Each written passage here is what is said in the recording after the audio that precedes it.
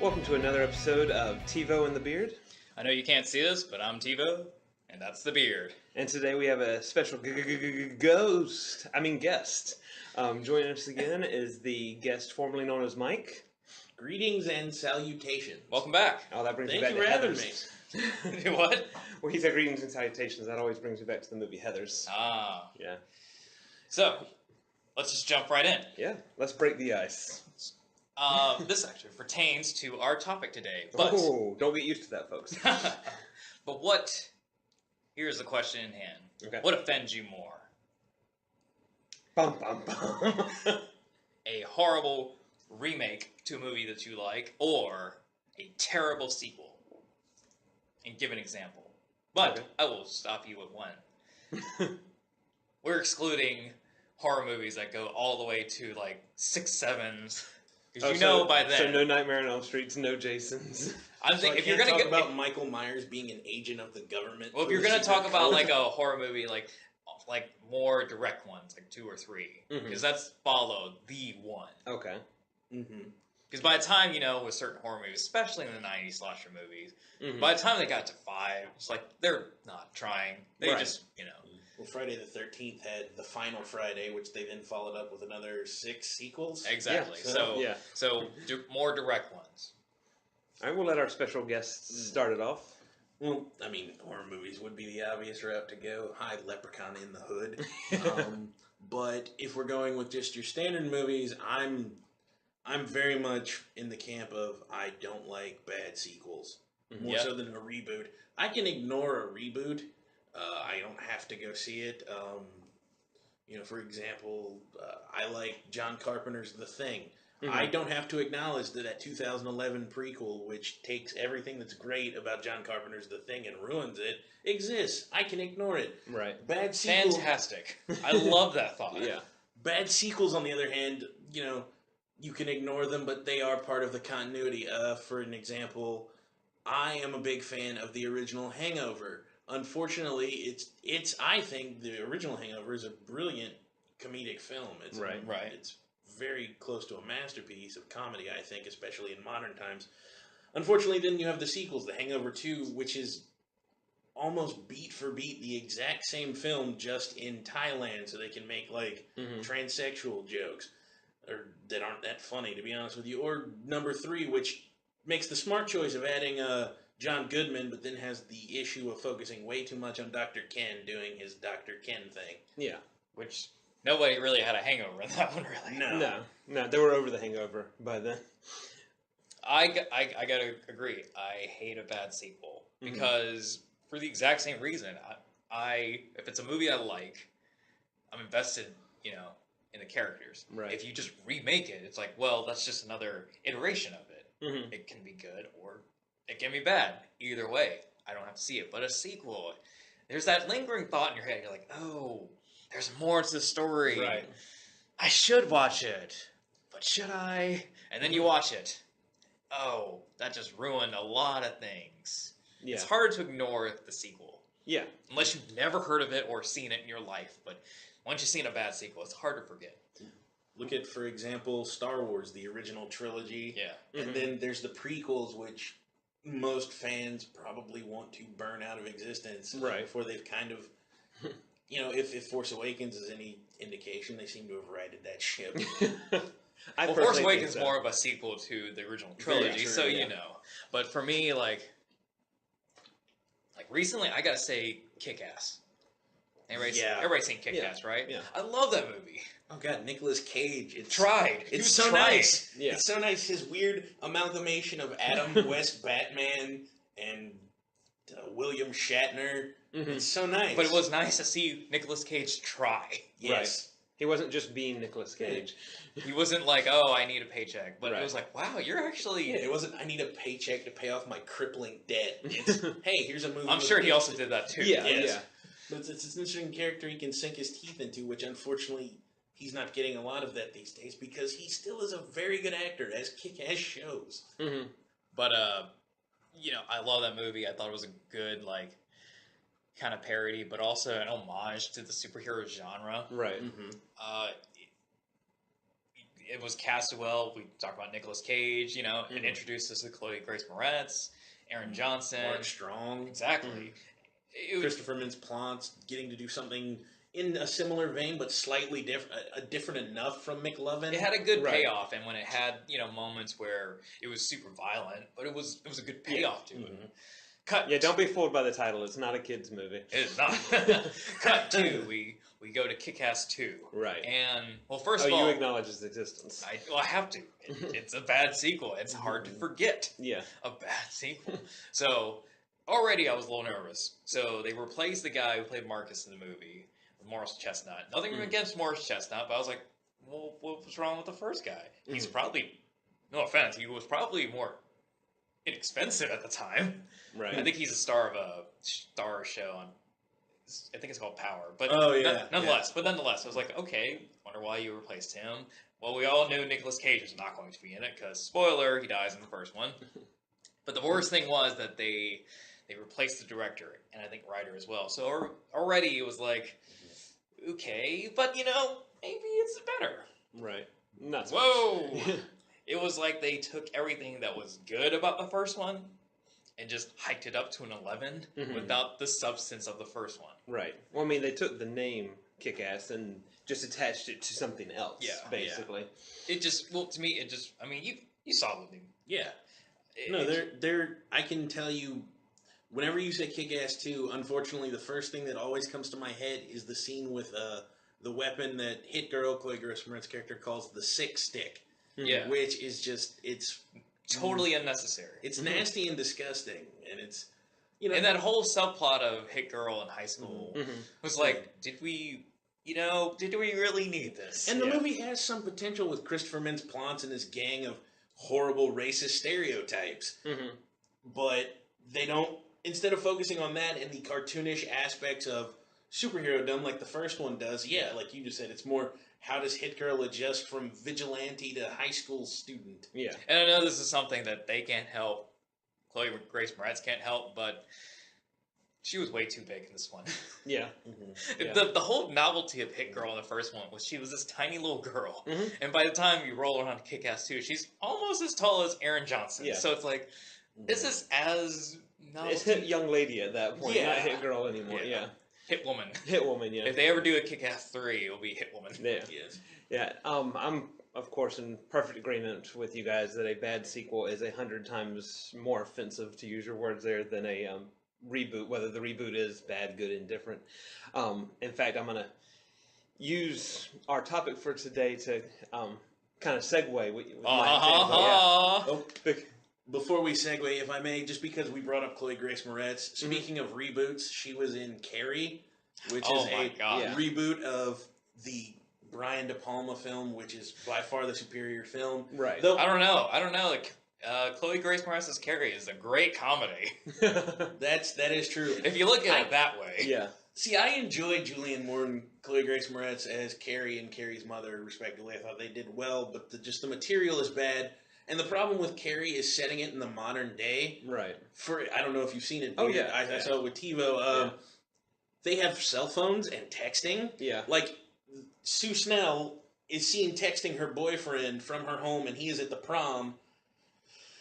Right before she herself is texted by the villainess, whose name I forget, saying, "We're going to get revenge on Carrie." Why she doesn't immediately text her boyfriend? That would, texting immediately ruins that plot. Yeah, some plots have to exist in certain time periods, or if you're going to do it, universes, or if you're going to do it, just do it well. Right? Yeah.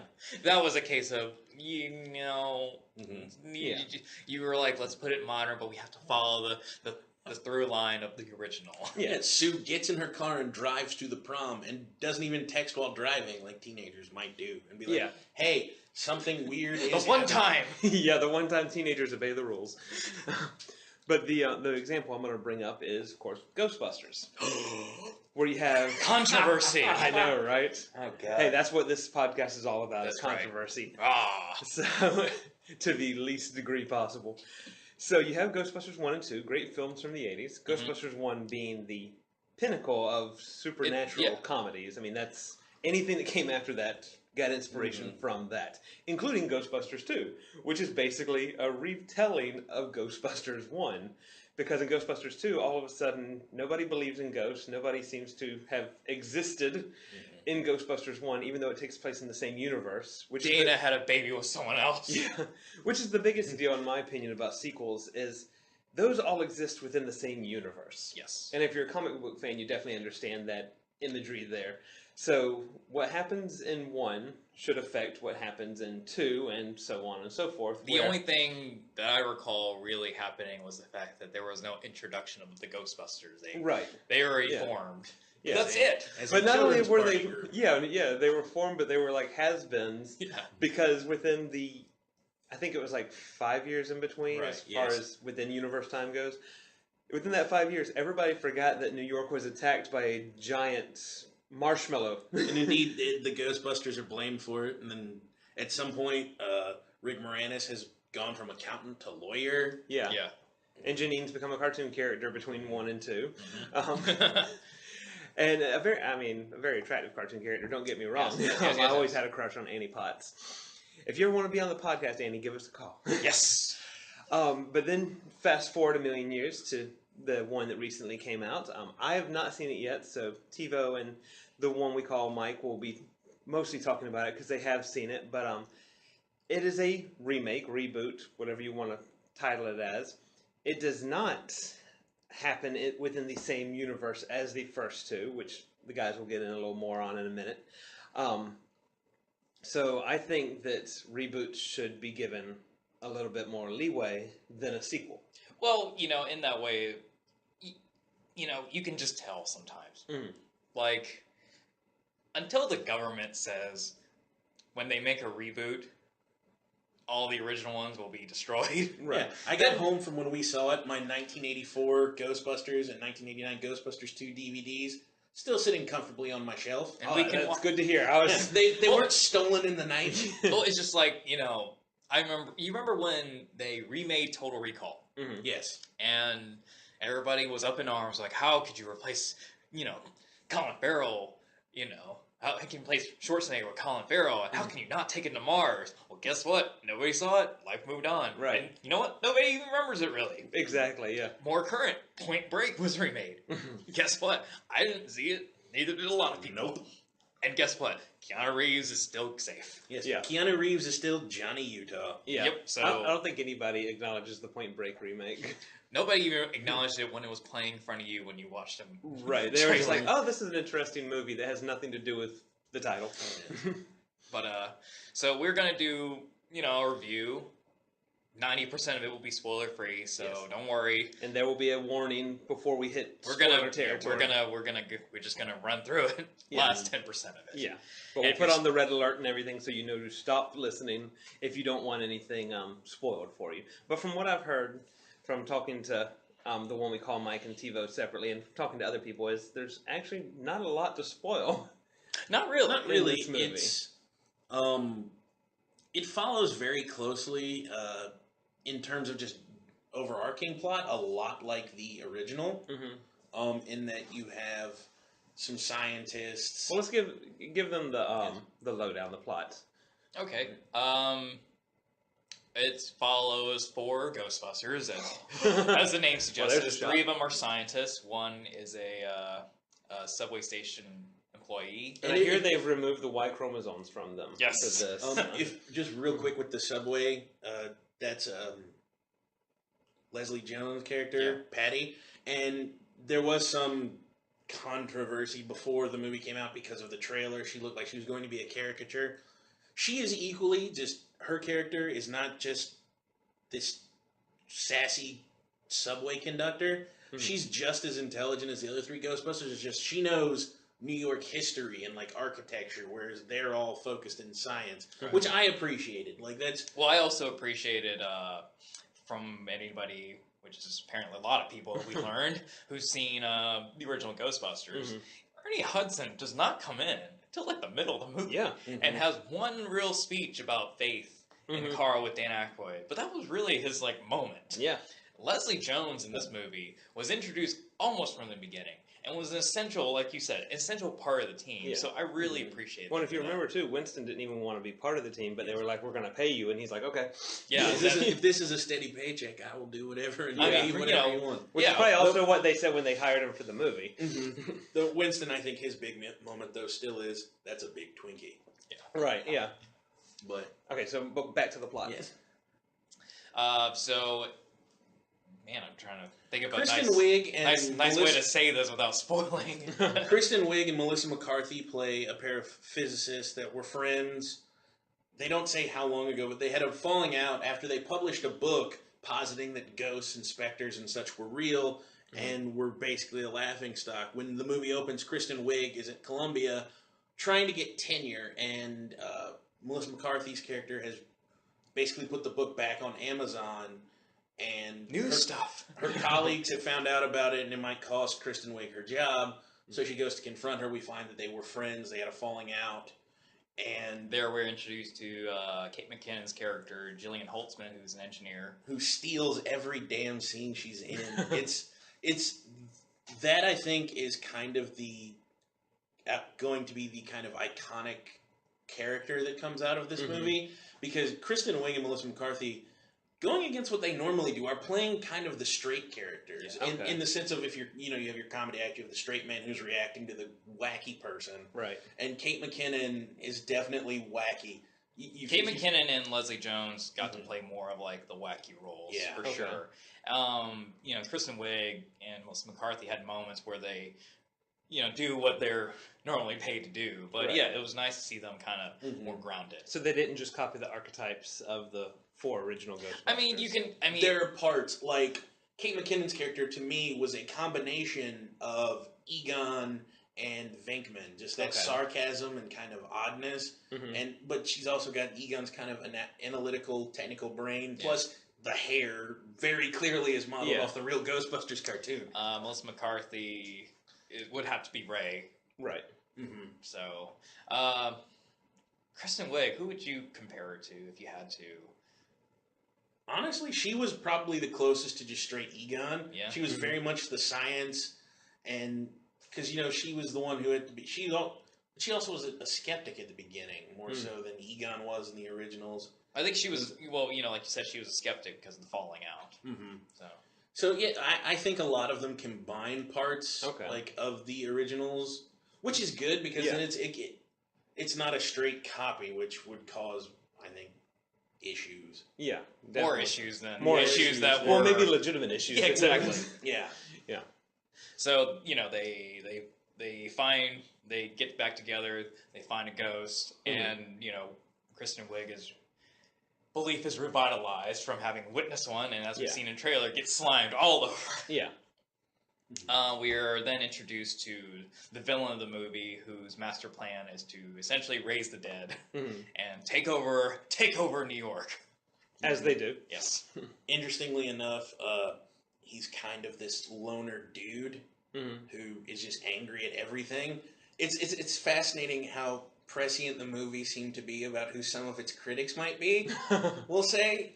Nice. Like, at one point, they even discuss YouTube comments on their Ghost video, which... So they get a little meta in the movie. Yeah. I don't know how much swearing is allowed, but we try to keep it PG-13. Well, then this should be alright. One of the comments says, "Ain't no bitches gonna catch no ghosts." It's on the YouTube comments. Guessing they took that straight from somebody's comment about the movie. I'm sure. But, any other thoughts from plot?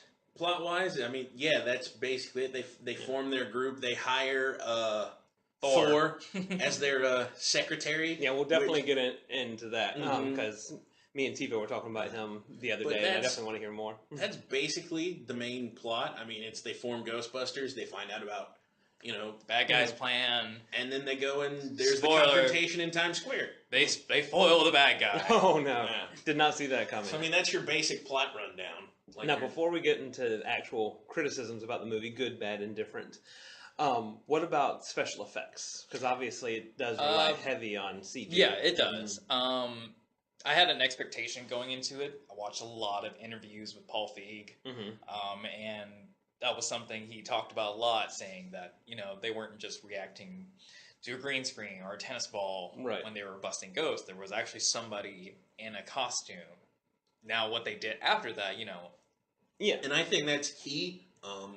I'm a very big proponent of practical effects whenever possible. As am I. Just to call back to the prequel reboot thing, John Carpenter's The Thing. If you want to see how effective practical effects can be in a horror or scary type movie or with ghosts, go watch that. It's brilliant work. Same thing here. Like, it's so much more effective to me to have something there, like a person. Yeah, I mean, we're not trying to say, oh my God, they were, they were draped in clothing, costume. Right. They were clearly CGI. It wasn't just somebody in a sheet with holes in them. Yeah, they were clearly CGI, but I mean, well, to know that there's something there to react to you. Right. It had the effect of what they wanted. Right, because you get more out of the actors and actresses when you have that. So, like, I've seen interviews with Ian McKellen where he talks about kind of how ridiculous it was sometimes on Lord of the Rings, where it's like, as Gandalf, he's doing, "You shall not pass," and he's yelling at this tennis ball they're holding like 10 feet in front of him. Right. Yeah. But no, yeah, it was CGI, but it was, I mean, good CGI. Right. It was clean. It was really clean. It wasn't like you could. It didn't take you out of the story. I think that's the more important thing to say. Yeah. Because we all have seen bad CGI where it's just like, yep, I'm gone. So, to go to a different genre, how would you compare it to like Guardians of the Galaxy? Oh, Guardians is. I mean, Guardians is superior always to CGI, but as far as believing the CGI characters are there. Well, I think luckily this one, they're the antagonistic force, so we're not meant to like them in any way. Okay. We see something spooky, and it's like, oh man. Luckily the good characters we need to relate to, they're real actresses. Okay. Other than say Slimer, who does make a reappearance, which we're going to talk about later. Most of the ghosts, like TeeVo was just saying, they're the opponent force. They're the mooks. They're kind of the unnamed mooks that they just fight. Okay. So there's, unlike say Guardians, where there's time spent with Rocket or Groot, and we're learning about them. It's more, here's things that our heroes are going to punch and shoot. Yeah. So they're definitely good enough. Yeah. Okay. Yeah. I think one of the. I naturally read a lot and saw a lot of criticism. Yeah. Before I saw the movie, it's hard to avoid. It's hard to avoid, and though I came in wanting to like it and having an open mind, it was still interesting for me to see. Okay, what's a consensus of people who have seen it? Right. Let me just get a sense. And I remember one person said that they didn't like it because they only bust one ghost until the finale. Okay. Which my reaction to is that's basically what the first film does. Yeah. In the first film, they bust Slimer. Then they do have a montage. Because it was the 80s. Yeah. And you had to have a montage. This film, instead of doing a montage, shows them training with their various ghost hunting apparatus. Yeah. Well, the thing was, when I heard that, oh no, they only bust one ghost until the finale. I was thinking, all right. And then you see the movie, you have to introduce things. You can't just start with ghost busting and then just ghost bust every 10 seconds. Yeah. They had to set up the characters. And like I said, they set up all of them instead of, Right, because people are going into this movie. Not everybody who has seen this movie has seen the original two Ghostbusters. There are children that were not alive. Well, I mean, they're probably even like teenagers and maybe young 20-year-olds who haven't seen the original Ghostbusters because they had horrible parents and didn't allow them to watch it. But they had to set up. And they had to set up the dynamics of each of them, and then they bust the ghost. Right. And then there was like the fallout of the cause of it, and then it led to the end. It's like that was a good. No, it established. That was a good line of Right. No, it makes action. sense. The first act establishes the world and the characters. It introduces what's going to be the issue. They deal with it. Then it builds to its climax where they deal with the big world ender and so on. Because you have to care about the good guys. But you did point out how they use the proton packs in this one, and I thought that was a great. Talk about addition. their equipment a little bit. Well, so we remember in the in the original, proton packs and the streams basically were like it's very much more like capturing in the originals. In this one, it's very much more offensive minded. Okay. If you've seen the trailer, you see like Kate McKinnon's got the pistol-looking ones, Right. and Melissa McCarthy has like the gauntlets where she can throw like supercharged punches and stuff. And that's basically how they use the equipment. It's much more offensive-minded rather than straight capturing. Okay. Like during the big fight scene, they're literally punching ghosts or shooting them, and the ghosts dissipate rather than being thrown in your classic ghost trap. Yeah. Okay. Do they still have the trap? They do have a trap. Okay. And Because I would have been mad if they got rid of that. don't forget the grenades. Oh yeah, There were grenades that they threw, Nice. and then Ghost dissipates. And you know what? It was fun. Because that makes sense. After a while, where are you going to put all the ghosts? yeah. It's like, Well, you know what? also We don't it's- want to put them anywhere. We're just gonna. Also, when it's 4 on like 100 ghosts that are trying to kill you, Mhm. it makes sense that we're not going to take time to capture every single one of them. Because if Right. you remember the originals, capturing one ghost takes a lot. Yeah. Takes a lot of effort and energy. Same with this one. It Yeah. took a lot to capture the one in the middle. hmm So Now, as far as we'll get into the review part here, I'm going to do, unlike most people, I'm going to ask for the good first, okay. and then the in between, and then the bad. Instead of some people that like TiVo's dealt with before, where they go straight to what did you not like about it? what was how bad? How was it? bad was it? No, we're going to start with the good stuff. All right. Character relation. I liked the actresses. I liked Okay. the way they set up their friendship, and they were a team. You felt that. I liked the comedic moments. When they happen, especially with Thor. I will say that Yeah, Chris go Hemsworth. into Thor a little bit there. I will say Chris Hemsworth. I can see why certain people didn't like his part because he kicks that dumb blonde thing to a 20. Well, Mhm. what irks me is the people who are like, man, this movie doesn't like dudes. They have one male main character, and he's the secretary, and he's an idiot. And I'm like, have you not seen every workplace comedy since like the Yeah. 70s? It's literally the exact same kind of character, just gender flipped. And Yeah. But for me, it's like he's not on screen all the time, so it's not like he's being dumb, doing dumb things for dumb's sake every shot of the movie. When Right. he's there, he does it, and then they focus on the Ghostbusters, and then he comes back. And he is hilarious.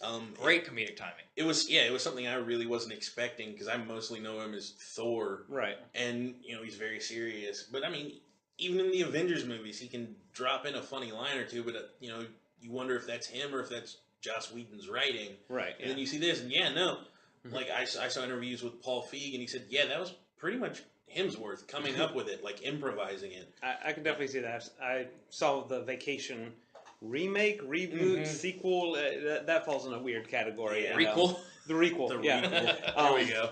And as bad as that movie was, his parts were very funny. But I liked the comedy bits. I thought Because this is a supernatural comedy. Yeah. It's, Speaking of the comedy bits, there are a lot of fairly well-known actors in smaller roles, and they all really hit well. Like the first one, it has a cold open with a ghost, and Zach Woods is like this smarmy tour guide at the supposedly haunted house, and he gets confronted by the ghost, and he's very funny. Andy Garcia as the mayor of New York City, who just refuses to admit that ghosts exist, and it's a conspiracy theory. There's a great moment where they confront him in a restaurant and compare him to the Jaws mayor, and he just freaks out. He's like, no, don't you ever compare me to the Jaws mayor. Ever. nice.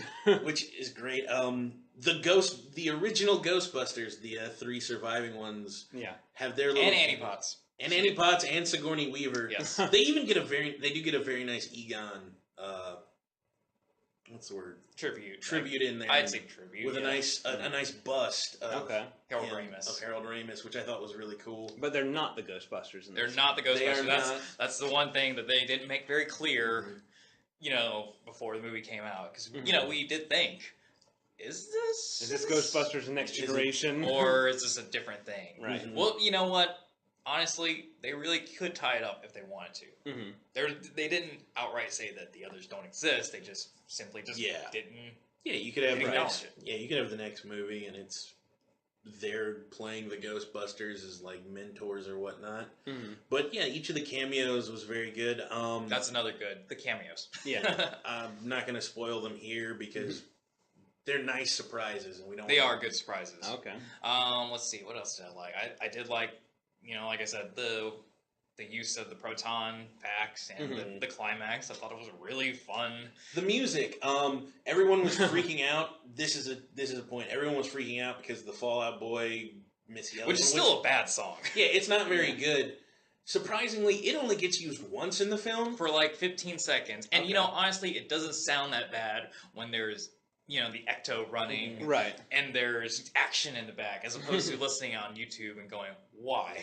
But interestingly enough, they use the classic theme something like 3 or 4 times. Okay. Which I appreciated because the classic theme is classic for Now, you sure they weren't playing I Want a New Drug by Huey Lewis?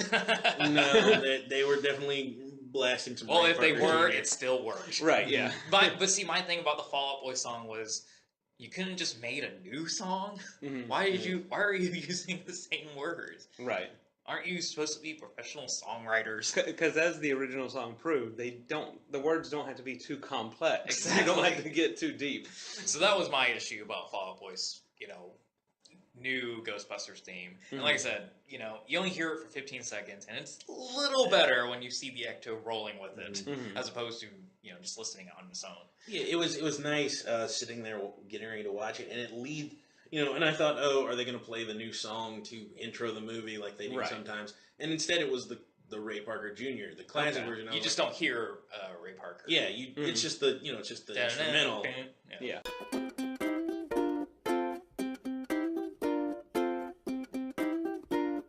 Yeah. But Everybody I was like, that's yeah. that was reassuring for me. That's and I knew they would, but it's nice to just have some affirmation that they care about and respect the material, right, and that sort of thing. Let's see, another good. I think those are really. I even like the villain. Okay. I think I read the villain got a lot of flack before I saw the movie. Yeah. And I'm not gonna, maybe because I was a loner as a kid for a bit, but I mean, I got his motivation. I was like, oh, totally. Well, in my opinion, that makes a good villain where it's like you hate to like them. Yeah. It's like you, in your mind, you're like, I'm not, like the Joker is the prime example where you're like, I'm not supposed to like this character. This is a bad guy here. But I understand where he's coming from. Yeah, this one, I mean, at least for me, I don't know about you, but I felt him. I got his motivation. Just from what I was hearing, I guess they just didn't click with the bad guy or his motives. Or maybe some of the critics saw too much of themselves in the bad guy. I don't know. Because again, it is this loner dude who's got like a command center in his basement kind of thing. And in the basement of his employment. Yes. Well, at least it's not his mom's house. It's not his mom's house. So that might be the sequel. Right. That would be the goods for me. Okay. Anything to add? I mean, you hit most of the points I was going to talk about. The cameos, of course. Kate McKinnon, again, I could talk about that forever. Just the way she approached the character was so interesting and so different. And the way they let her, Yeah, they, they could have easily. And I liked Melissa McCarthy. I think she's a brilliant physical comedian. Right. But unfortunately, sometimes I think she gets hamstrung in. And it's the same thing that happened to Chris Farley, where it's, let's watch a fat person fall down. That's what's funny. Which, as a fellow large person, I have fallen down for people's amusement before. But, you want to do other things. And I liked that she and Kristen Wiig got to be the straight people in the group and let other people do wacky stuff. And then they just kind of reacted to it because they're good at that, too. Mm-hmm. It's... But when they got a chance to do what they were paid to do, it was good. And Leslie Jones, I mean, if you've been watching the news over the last few days, she's been getting all sorts of unnecessary. Unnecessarily, because it's blatantly, it's racist. I'm just going to put it out there. Like what's been happening to her on Twitter is racist and misogynistic, and thankfully Twitter has addressed some of that by banning the tool bag. Encouraged his followers to attack her, and it's like, what? Like, I think she's a great part of the film.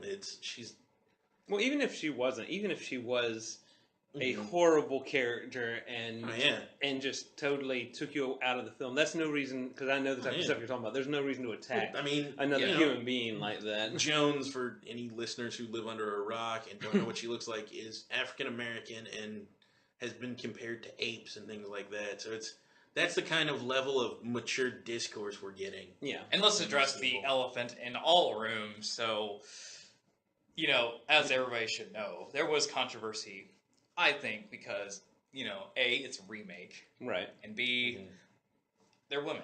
Yeah. Right. Why that happened? Heaven forbid. Heaven forbid. If Oh my if God. you recall Gamergate from a few years ago, Mhm. where, you know, a bunch of sad dudes, because that's all those people are. They're just...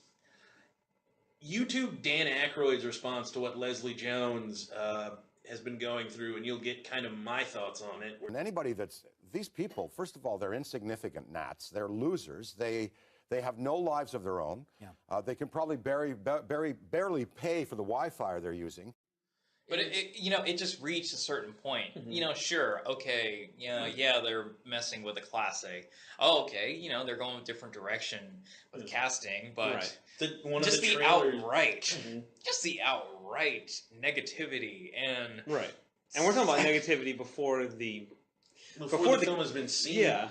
the trailer on YouTube is one of the most disliked, if not the most disliked video. Yeah. Mm-hmm. And if you go and read the comments, none of it's really substantive. A lot Right. of, you know, every so often you'll get somebody who's like, oh, well, maybe that looks a little shaky. But most of it is, oh my God, women Right. in Ghostbusters. And like I said earlier with Chris Hemsworth, they got offended by that because they think it's Mhm. anti-dude. And it's like, again, you know, go watch 9 to 5 and watch Dolly Parton play this dumb blonde with big boobs. Right. And that's basically any office comedy you want to find from the 70s to So today. Thor was just a dumb blonde with big pecs. Yes, exactly. So, heaven forbid stuff like that happen, though. But if that kind of stuff, Mhm. if seeing Thor in that type of position offends you, don't see the movie. That's a Exactly. simple thing. Well, I mean, you know, it's what we said earlier. If you don't want to see it, you know, don't see it, but have to. don't attack it, Right. Yeah. Because you know, it's 2016. Do you realize that we're gonna get to an age, if we're not, we're already in it, where we're gonna have more remakes than original stuff. Yeah. And that's just that. Yeah. Mhm. We can choose to see it Mhm. because we can, or don't. Yeah. If it offends you so much, don't go see it. Save your money. Or Yeah, just no. don't, or even, you know, if, along with that, just leave it be. Yeah. You know, there are the people who will not see it, but strangely enough, keep talking about it. Right. Yeah. It's Which like- it's, to me, that just, it's hard to wrap my head around because it's like, I'm the kind of person where it's like, I'm going to see a movie before I decide if it's good or bad. Like, if I Right. see a trailer and I'm like, ooh, that looks shaky. Like, I haven't seen Batman v Superman Dawn of Justice yet. I've seen the trailer and I was like, there's maybe something, or it could be rough. But I haven't seen it yet, so, Mhm. you know, I've heard that it's not very good, but I honestly don't know, and I'm not going Right. to make up my mind until I see it, because that's unfair to the hundreds of people, you know, the actors, the directors, the people who have put time and creative energy. Right. Yeah. You Because know, not everything is Birdemic. There are. Yeah. That one you can just look at the preview and make fun of. Yeah, That's like, fine. you know, let's see. I'll go with Total Recall again. I saw it, the trailer, I was like, yeah, I don't want to see it. Yeah. And I didn't. Right. And other than me, And your world was not other any than me, better or worse other for than me it. saying I didn't see it, that's all I really talk about it. Yeah.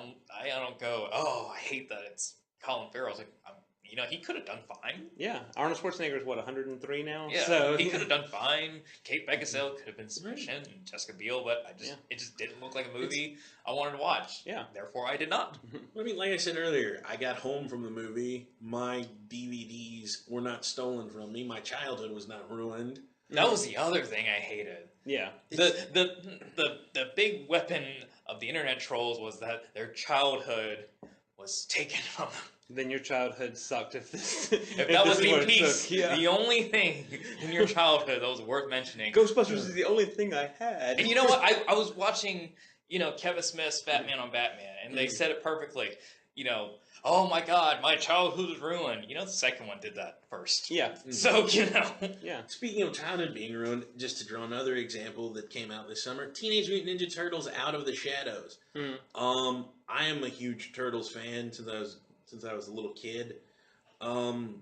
That's another one. I'll let you finish. I saw the first one. I thought it had some issues, but it also did some things well. And for me, for a Turtles movie, it's like, give me the personality of the Turtles and the characters they're dealing with. And these movies, they've got some issues, sure, but they hit they nailed the Turtles' personalities. And this one nailed Bebop and Rocksteady, who are... Okay. If you are going to Redbox the movie, because I think it's out of theaters now, I mean, Bebop and Rocksteady are a clear highlight. Really, the only major complaint with characters I had was that they got Brad Garrett to voice Krang, which is nothing against Brad Garrett, who's an excellent actor. It's just, if you've heard him talk, his voice is way too deep for Krang. It doesn't fit with that character. Krang should sound like an 80-year-old man eating mashed potatoes. But with Turtles, I remember when I saw the first trailer for, the first one, I just went, yeah, no. And that was that. Yeah. And then with the second one, I was like, okay, well, you're showing me things I want to see, so I don't know if I'm going to rush to theaters to see it, but you kind of got me. So, I caught it in theaters. My childhood wasn't ruined. It's not a bad film. I enjoyed it. Mm-hmm. It's not perfect, but then no film is. But I think, if you recall the beard... Yeah. This goes back to our nostalgic topic, where, Turtles have been through a lot of iterations. Like, we're at, maybe between the Nickelodeon show and the movies, like a 7th iteration of the Turtles, you know? If it's not my childhood Turtles, okay, but it's this childhood's Turtles. And that's, that's what they're going to hold dear to their hearts. Awesome. But to swing back around to Ghostbusters here, since we got off on a small tangent there. Before we get into the spoiler zone, the bad. Now, as good as you guys make Ghostbusters sound, I'm sure it was not. It wasn't. I hate this phrase, but I'm sure it wasn't a perfect movie. It was not. But so what is now? What are some legitimate negative things about the movie? I think first off, in my head, it had nothing to do with the plot. And I think that was a problem. There was a cameo from Ozzy Osbourne that just made no sense to me. Other than, hey, maybe Ozzy's here. Let's get him on film for a quick second. Yeah, or I really wanted to meet Ozzy. Yeah. I really wanted to meet Ozzy, and the only way he'll come is if he's in a movie. Sure, I thought that was kind of weird, but it was like 2 seconds. So oh no. One thing, although you and I both seem to agree that we can kind of see the value of the villain. Yeah. You could raise a legitimate issue that the villain might be a little thin, just in that it is just this guy. Well, he also just looked like a bad guy from the beginning, so there wasn't that shock when, I mean, in part 2, Vigo is literally thin. Yes. But you could make, for some people, they won't necessarily buy into it like we did, and they'll think the villain, which is completely acceptable. I was talking to a friend earlier. The thing I love about this movie, and the thing I love about art and film, is that it's subjective. And yes, that's a very important phrase. It's all subjective. Right. Again, this is our opinions. Right. Yeah. Am I making you believe it? No. But if you're listening, I just like to think that you respect our opinion. We'll respect yours. Yeah, and then you can do with the opinion what you want. Yes. Yeah. So, I mean, that for me, I could see is where, like, a weakness or the bad, as it were, might be. Yeah, I mean, it's, he was not the best villain. I mean, the only reason why like we said, we connected with him because we found a quality that, we related to. Right. But, he's not going to go down on the best villains of all times list, by a long shot. He's not the Vader of the Ghostbusters. No. He's no Gozer the Gozerian. Yeah. Or Zool. The Scoleri brothers. Yeah, exactly. Gave him a chair. Nice. But, that was, let's see. The humor, while I like it, definitely leaned more on PG-13. Okay. So if you're, going for, how the first one was very kid-friendly until you grow up and then you realize, oh, wow. Yeah, there are jokes in there that you didn't get. Yeah. But this one was very blatant and it's PG-13. And we've discussed that. We won't go too much into that for the sake of our listeners here. But from what you've told me, there's a little bit more that's on the nose than... Yeah. You don't have to... Yeah. And it's definitely... The humor is definitely, ignited for the humor of like Kristen Wiig, Melissa McCarthy, Kate McKinnon, if you've seen her on Saturday Night Live, and Leslie Jones, if you've seen her on Saturday Night Live. So it's not universal like the first one, where you didn't really have to watch Saturday Night Live to get the Dan Aykroyd or Bill Murray, humor. It just presented itself there. Whereas this one,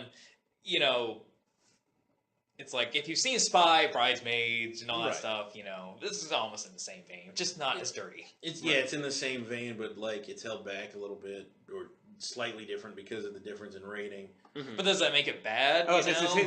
That's definitely an opinion there, whether you think that's good or bad. I don't think it makes it bad. One thing that, while the payoff is cool, it is kind of weird narratively. During the final showdown, like, the bad guy has all these normal people pose, like, in dance move poses, and you think, oh, he's going to force the New York crowd to dance. Doesn't happen until the end credits, which, it makes the end credits kind of have a cool spin on them, but it was just, it's weird that this battle's going on, you just got, like, Matt Walsh and all these other people holding and disco Omar poses. from The Wire. Holding disco poses. So you expected Thriller to start happening? I did, yes, I'm not actually, gonna lie. exactly. I was expecting, like Thriller or something, or The Monster Mash, or one of those type tunes. So, final rating here. Would you, without using star systems or anything like that, would you... I will totally see it again. You would see it again in theaters? Yeah. Okay. I mean, will I? I don't know. I mean, right, but you'd be willing to. I'd be willing to. Yeah, and will you buy it on Blu-ray when it comes out? Totally. Okay. And the one we call Mike? Same. I would see it again. And then buy it on DVD. Yes. I'm strongly leaning towards seeing it a second time, in part because of just the unfounded criticisms and the nonsense. Mine's just the money part, but Yeah. Well, speaking of the money part, just an FYI, because I looked this up, because I got into a discussion online with one of these troll types. Did you feed the trolls? Slightly. They came at me first and said, because I said I was discussing Leslie Jones and said I'd probably see it again, and they said, oh, well, you'll have no trouble finding a seat. To which my response was to look it up, and it is the highest grossing non-superhero or animated film this year. Nice. With the opening weekend, of course, not total gross. Yeah. And it's 9th total for the year so far. So not bad at all. It made, almost $50 million in its opening weekend, so it's doing fine. Yeah. It's, to claim that they have succeeded in making it a financial failure is a gross overestimation. So chances are very good that we're going to see a sequel from this. I hope. I hope. Yeah. I think so. And I think that segues. All right, you've entered the spoiler zone. Excuse me, spoiler alert. Start with the cameos. Oh, okay. I thought we would start with the possible sequel lead off, but yes, we can do the cameos. Well, let's start with the cameos. So, right. Like we said before, we do see the Ghostbusters, the original cast, in the movie, and there is, in the beginning, a bronze bust of Harold Ramis. So there's, there was a nice. Is it explained why it's there? No, it's at Kristen Wiig's workplace. So we assume it's that's Columbia probably University, which okay. My memory is a little bit foggy, but I'm pretty sure Venkman and Egon worked at Columbia before they were fired. So, but we're just led to believe, hey, maybe it's like an old faculty member or something. Right. Nothing like It's clearly just there for the fans, as is this beautiful sign right before the battle that says "It's a big," and then there's a giant Twinkie. Nice. I'm like, all right, hey, well done. So there's some good fan service in this. Bill Murray appears as the skeptic, the famous debunker skeptic, which is awesome. Nice. Yes, and then he gets his wish and is violently killed. He is killed by the ghost they bust, because after they bust the ghost, they are confronted by Bill Murray, who basically says, "Oh, you caught a ghost. Well, then let's see it." And they open it and they don't see anything, but then he's violently shoved out a window. So he might not make it to a sequel. As that character. Not as that character. He could make it as a ghost. He could. Yeah. Maybe they could catch him. Dan Aykroyd plays a cab driver who has a great line. So he's flagged down by Kristen Wiig, who's trying to catch up to the rest of them while ghostly panic is erupting, and he refuses to take her to Chinatown and drives off saying, "Oh, I ain't afraid no ghost." Nice. And he zips off. Speaking of that, the other cameo that happened at that time is Slimer. He comes back.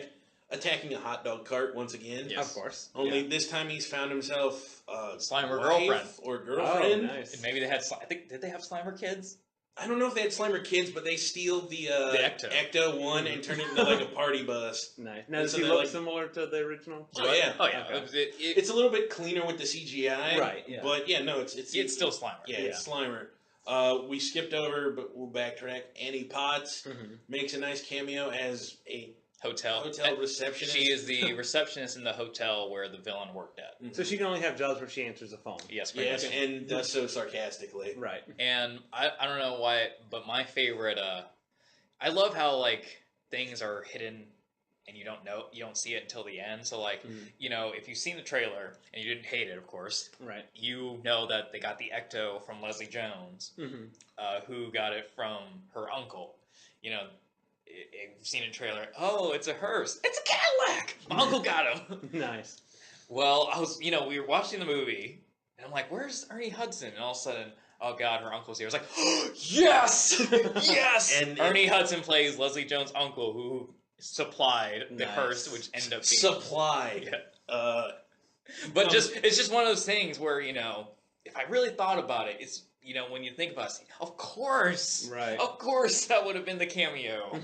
And then what's pretty great is that's followed up by Sigourney Weaver's cameo, who didn't pop up until the credits. Yeah. Okay. So you're watching the movie and you're like, oh, maybe I thought they got Sigourney Weaver. Nope, they got her. She plays Holtzman, Kate McKinnon's character. She plays her mentor. Okay. And who is equally as weird. Equally as weird. Though they do have the great line too, where it's like, what is it, like safety hat?